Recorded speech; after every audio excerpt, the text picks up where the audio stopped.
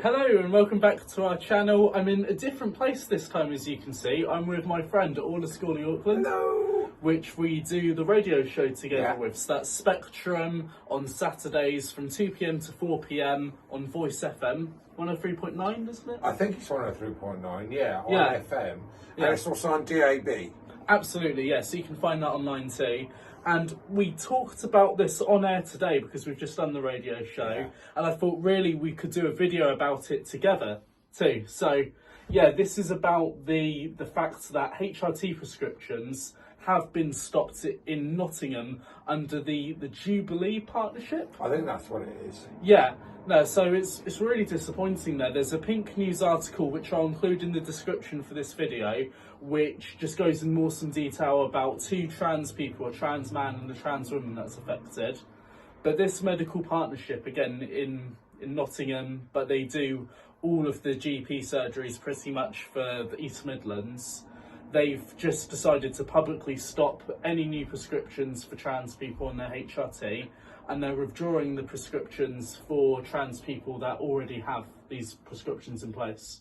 Is that is that just the surgeries area, or is it like a trust that does like a whole area of a city or something, or is it just localised to a surgery? So the Jubilee partnership does a lot of different surgeries in the East Midlands. Right. But it looks like, from what I found at least online there, it's only actually trans people in Nottingham that are being affected. Right. So it doesn't seem to have went anywhere else in the East Midlands or any other town or city at all in the UK. And what are the reasons for this? There were a couple of reasons that have been cited in the article. So they talked about that there doesn't seem to be any funding for these prescriptions. So it doesn't come under the local enhanced different grants that are for these prescriptions. So the GPs could be losing money when they are prescribing HRT for trans people. They also worry that it's more of a specialist type cause there, so that they shouldn't be responsible for this medication, and that instead it should be for the GICs to administer themselves. It sounds like a cop-out.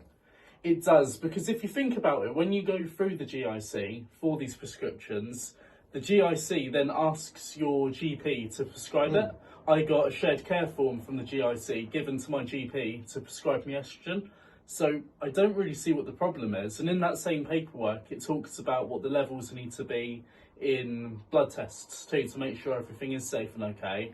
So I'm not too sure really what the concern is. I think it must be something more financially based. It's either that or it is an ideological thing, if you can call it that. It's a personal opinion of the trustees of that particular area, and they've decided we don't want to prescribe to trans folk and non-binary folk. Yeah, and that is a worry too, if there are maybe directors or someone high up that is making this decision for personal reasons there. This is people's healthcare. It is. This is lives at risk. HRT is life-saving medication. It shouldn't be up for debate. It shouldn't just be pulled suddenly. And it was just before Christmas that they did this too, which is really, really frustrating.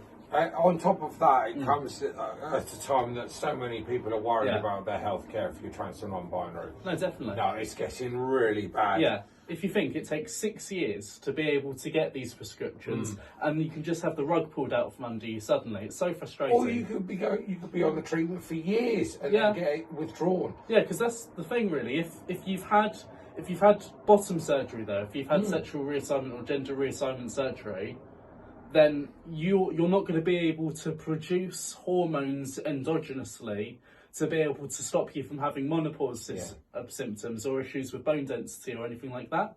So if your prescription gets stopped, you will suffer, and it might not be in the sense of detransitioning, which is still really bad for people who haven't had surgery, but still it's really dangerous for people's health. No, it's really bad. We got to watch this because this could spread. That's the worry, if other GPs take note of this, if there is an issue with funding or whatever. It could be like a bowling ball, it just takes one pin to fall and then they all scatter. That's the worry that I have. No, I am worried too, really. I think I've got a month or so before I have to renew my prescription with my estrogen, but I am worried if I do that, if they say, oh sorry, we're not prescribing it anymore. which would be really frustrating. In Nottingham, there's a group called Nottingham Against Transphobia, which have organised some protests outside the Jubilee Medical Centre partnership. So I can only say really that if it did spread, hopefully there are organisations that can try to curb it with more petitions and protests. But it's so unfair having to fight for our health like this. But there is obviously a fight back that's being triggered by this. We're not going to go in quietly. No, we can't. No. Like, share, and subscribe, everybody. Thank you. Bye.